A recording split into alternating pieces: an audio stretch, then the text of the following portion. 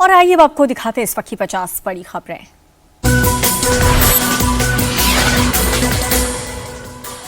दिवाली से पहले मोदी सरकार का बड़ा तोहफा, केंद्र कर्मचारियों को डीए 3% बढ़ाया। बढ़ा हुआ डीए 1 जुलाई से लागू होगा। पेंशनधारियों को भी मिलेगा बढ़ा हुआ डीए।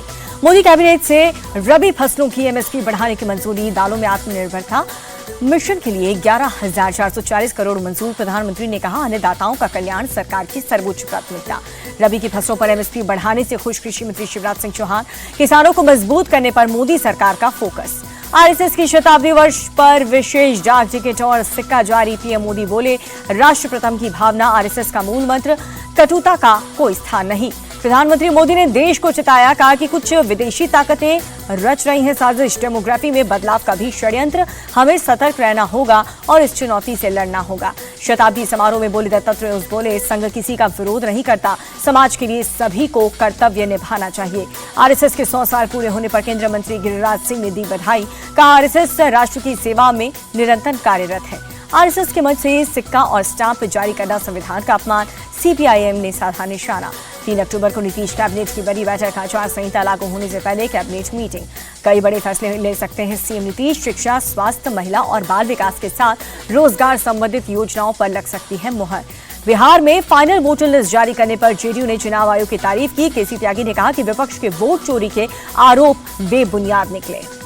बरेली जाने के ऐलान पर कांग्रेस नेता इमरान मसूद, सहारनपुर में रह रहे हाउस अरेस्ट। अमरोहा में दानिश अली को भी रोका गया। तौकीर रज़ा का करीबी डॉक्टर नफीस और उसका बेटा गिरफ्तार। एसएसपी बरेली ने कहा, अभी तक हिंसा के आरोप में 81 लोग गिरफ्तार हो चुके हैं। 4 अक्टूबर को छत्तीसगढ़ के दौरे पर रहेंगे गृह मंत्री अमित शाह। डिप्टी सीएम विजय शर्मा बोले, बस्तर के दशहरा समारोह में होंगे शामिल। आज से भारत यूरोप के बीच मुक्त व्यापार समझौता लागू। स्विट्जरलैंड के मंत्री ने खुशी जताई। जम्मू कश्मीर पुलिस की बड़ी कार्रवाई। श्रीनगर में प्रतिबंधित तहरीके हुर्रियत कश्मीर का दफ्तर कुर्क किया गया। राजमुंद्री से तिरुपति के लिए नई उड़ान सेवा शुरू हुई। केंद्रीय मंत्री राम मोहन नायडू ने वर्चुअली उद्घाटन किया। राजस्थान में खांसी सिरप से साइड इफेक्ट के बाद एक्शन। स्वास्थ्य विभाग ने दवा की सप्लाई और यूज पर पूरी तरह से रोक लगा दी। पूर्व मंत्री प्रताप सिंह खचारियावास ने कहा कि भजनलाल सरकार पर अटैक। कहा, नकली सरकार दवा पीने से हुई बच्चों की मौत।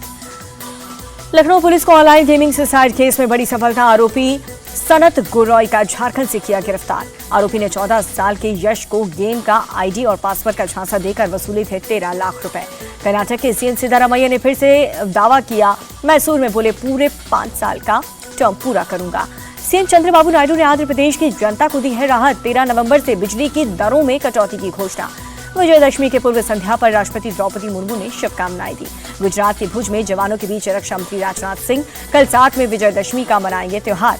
9वीं पर सीएम योगी आदित्यनाथ ने गोरखपुर में किया कन्या पूजा। भोपाल में केंद्रीय मंत्री शिवराज सिंह चौहान ने 9वीं पर कन्या भोज करके आशीर्वाद किया।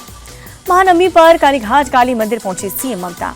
दिल्ली की जीपीटी अस्पताल में एमबीबीएस स्टूडेंट्स में छेड़खानी हुई। असिस्टेंट प्रोफेसर शाकिर नईम गिरफ्तार। यौन शोषण के आरोपी चैतन्यानंद का बड़ा खुलासा। इंस्टीट्यूट की छात्राओं से करता था अश्लील चैट। दिल्ली पुलिस ने एक बार फिर से चैतन्यानंद सरस्वती का इंस्टीट्यूट खंगाला।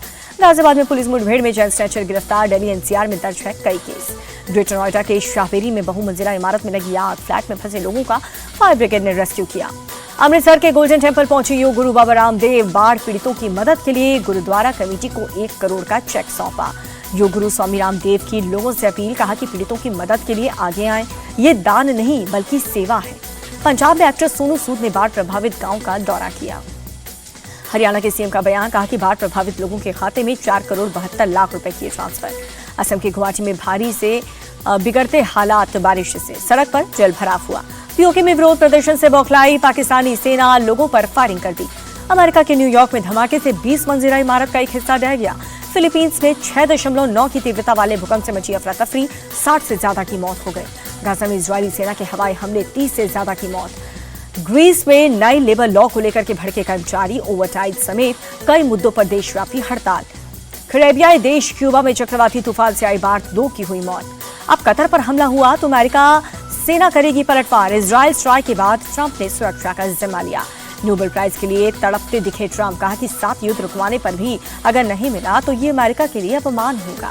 कमर्शियल गैस सिलेंडर 15 रुपए 50 पैसे महंगा हुआ। अब 19 किलो वाला सिलेंडर 1595 रुपए में मिलेगा। आरबीआई की मॉनेटरी पॉलिसी का ऐलान, लगातार दूसरी बार रेपो रेट में बदलाव नहीं, 5.5% बरकरार। आरबीआई गवर्नर बोले, जीएसटी घटने से महंगाई में कमी होगी, टैरिफ बढ़ोतरी से निर्यात पर दबाव बनेगा। सितंबर महीने में जीएसटी कलेक्शन में भारी उछाल, 9% बढ़ करके 1,89,00,000 करोड़ पर पहुंचा।